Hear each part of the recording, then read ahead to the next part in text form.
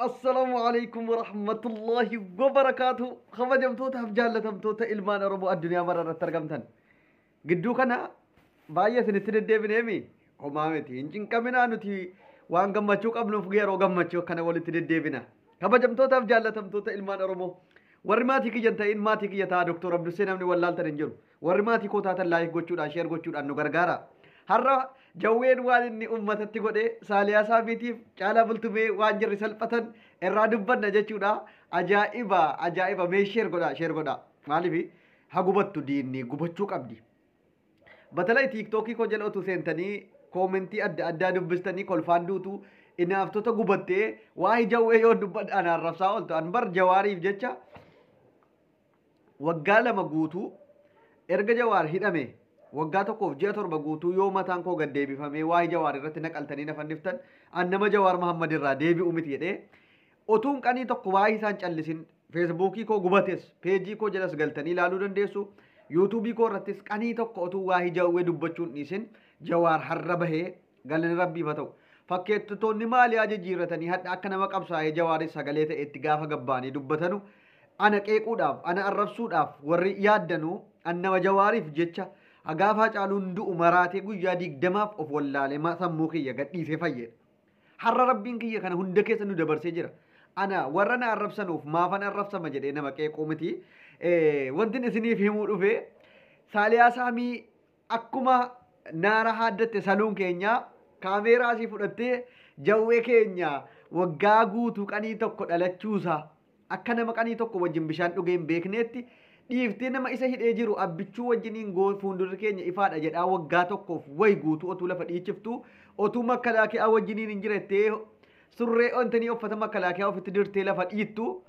gaafa Jawaar Mahammad bahu barrisaa dheexeen kaameeraa fudhatte footoo ka'uudhaaf wajjiniin eebbisu Jawaar Mahammad akkasiin ol hin galle bakkeetti dhaabeen. Maaliif nama tokko argaa jiru abbaa gadaa warra abiyyiif dheengadda abbichuu abbaa malaa jedhee baase hunda jira akka jarri ol hin geenne godhe jechuutu haasa'amaa jira garuu hamma yoonaatti namni gabba'ee dubbate hin jiru an akka wanta kana akkuma dhaga'een suuta jedheetaniin qulqulleeffachuudhaaf yaade baga salphifte siin jedhe maaliif nama kabajni maluuf kabajni kennama gantuu garaadhaaf jettee si wajjin nyaattee si wajjiniin qeerroo jedha gaafa si gantu kun itti xiqqaata. Oromoon kan hamma yoonaatti gabrummaa jalatti nu hambise gara laafummaa keenya. Jawaar Mahammad na boonsite dhugaa waanuma godhu goote waan keessa kooti goote. Amma sittaansuudhaan waa'ee caalaa bultumees warri dhayxanii feesbuukii isaa jala galtanii jirtan as deddeebi'uudhaaf jawaariin baga baate utuu hin jedhin maal barreesse beektu fardii hidhaadhaa cabsees haa bahu hiikamees haa bahu fardii hiikamuu dhageenyaan sareen ollaa duttee jedhee warra naafteenyaa poostii godhe maal jechuudha beektu. Naafteenyaa waggaa kana guutuu dhaqee massaaraa baadhatee fi wajjiniin jirtu jedhee makalaakiyaaf sirbaa bahe harratti garagalee jechuudha. Warri garaadhaaf bitame har'a gaafa abdii kutatanii bilxiginnaan kufuu baranu karaa jawweetiif karaa marroo malee akka karaan hin baafne waan baraniif as deebi'uu jedhanii karaa ilaallataa jiru. Faayisaa leellisaa qofittii tammoo yoonaa waan barreessin. Ittaansuudhaan komii kan koo akka nama tokkootti wanti komachuu barbaadu Galaanaa Gaaromsaa maaliif callise akka nama dhuunfaati. Kun ummata otuu hin taane akka nama dhuunfaatti maaluma feesbuukii isaa irratti baga baatan jecha jedhu bar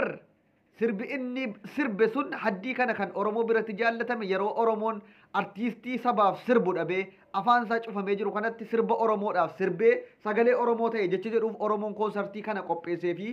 komiin koo akka dhuunfaatti baay'een keessan koomintii jalatti maal jechuu dandeessu garuu gaafiin kun sirriidha. Maal gatii ta'eef hundinuu gabbahee warri ergasiinti ni jedhe baay'een iyyuu baga baate jedhaa jira. Galaanaa Gaaromsaa immoo artiistii Oromoon qabna jedhee faarsaa waggaa tokko meeqa wajjiniin mataa irratti baataa bahe maal gatii ta'e maaltu isa mudate rakkoo maalii jidduu jiraa jira. Baqqalaadhaa wajjiniin rakkoo maalii qaba Jawaarii wajjin rakkoo maalii qaba Hamzaa Booranaa wajjin rakkoo maalii qaba maaltu gadi bahee baga baatan jecha jedhu siyaasa. Yoo siyaasa keessan jiru ani baga baatan jechi jedhu siyaasaan maaltu wal qabsiise diinni nuu naafteenyaa nuu hin eebbifti warri garaa qulqulluu Galaanaa Gaaromsaa asirratti komii jabaan irraa qaba ajandaan koo Galaanaa Gaaromsaa tun taane akka nama dhuunfaatti gaafachuu jira maal ta'ee guyyaa kana harii callise maal kana waan diinillee gammadu fira dhiisiiti bahuu Jawaar Mahammad mana hidhaa keessaa lubbuudhaan nagaadhaan hayyoonni keenya nuu bahu diinninuyyuu kan ergasii jibbaa ture hayikamu warri jedhaa tureeyyuu wanta kana hin gammadee yaada warri dhugaan galeef galaana gaaromsa maal taate akkati nuu deebiftu barbaanna yookiin guyyaa har'aarra darbinaan waan saaxilamu jira yoo ta'e hin saaxilla nuti barbaanne nuti dhugaa Oromoo irraan dabnu waa rakkoo wahii gaafa jarri hidhamanu gaafa jarri qabamanu sana waa walitti godhame jira ta'ee saalfattee ta'atte yoo ta'e gabbayti Oromootti dhiifama gaafadhu Oromoon dhiifama godha maaliif gabbaatee uummata keetii sagalee taate yoo badii qabaatte illee hin dhokatin maaliif an waa'ee siyaasaa gabbahii dubbadhuudhaan turu gaafa jarri hidhaman maaliif sagalee ta'uu dhiifte jedhaan jiru garuu har'a erga jarri bahanii kan diinillee gabbahee baga baatan jedhaa jiru maal rakkatee har'a callise kan jedhu meemee isin Oromoo kiyya gaafiin kun sirriidha moo sirrii miti yoon dogongore of golchaati gaafachuun qabdu yoo naan jettan ta'e rakkoon qabu hin gaafadhu dhiifaman gaafadha maaf gaafatti namni naan jedhu yoo jiraate garuu waan inni itti amanee gaafataa jiru kan galaanaa gaaromsaa maali kan uummanni addunyaa guutuun Oromoon akkanatti gammadee jawaar bahuu hayyoonni Oromoo akka jiruun hiikaman kana maaltu si callisiisa sanuu biyya keessan jirtu neetwoorkii rakkatte siin jechuutti Ameerikaa jirta nagaa qabda miti atufi fayyaa qabdaami ummanni Ameerikaa siifachii godhee koonsartii sii qopheesse kan inni akkanatti hawaaraatti si baataa rubar waan itti ilma Oromoo taate gammachuu Oromoo gammadda gadda Oromoo gaddi seedheen an komii koo nan dheeffadha eenyuun uyyuu samiitti bu'uu danda'a caalaa bultumeetis addeebi'uudhaaf daarii sassaaqataa jira dammaqaa mokonnon nuti warri keessaan dhiibbaa godhaa turree dhiibbaan keenya waan nu milkaa'eef jedhaa jira as deebi'ee ommeen irratti dhufee bar nuti siluma keessa teenye akkana godhaarra jedha inni silaayyuu naaraa addatee jira waan ta'eef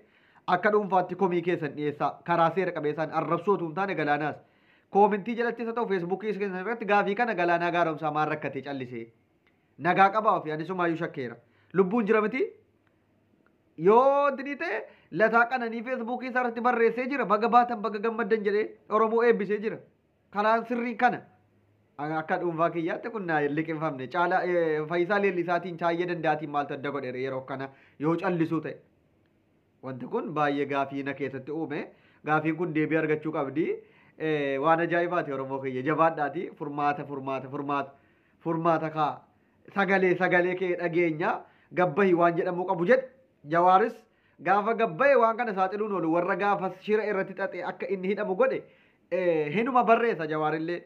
warra gaafas akka inni hidhamuuf maaltu akka yaadamee Jawaar qabame dhugaa jirtu waa'ee du'a Hacaaluu keessatti waan achi keessatti ta'e hundaan lafa kaa'uun isaan oolu waan ta'eef booda hundinuuyyuu dhugaan ifa baati galaanaa gaaromsaa kiyyaa gadi ba'iiti danii godhi dhugaan siin jedha ani akka nama tokkotti komii guddaan sirraa qaba akkati callisuu keetti guyyaa 4 anadha sooma afaanii qaba soomaatiin si komataa jira guyyaa 3ffaa har'an fixadha nazirii kiyya hundi keessanuyyuu warri waadaa galtanis xumuradhaa warri maatii kiyyan ta'in maatii ta'uun gaafii kana itti fufnee gaafanna galatooma nagaan naaf tura.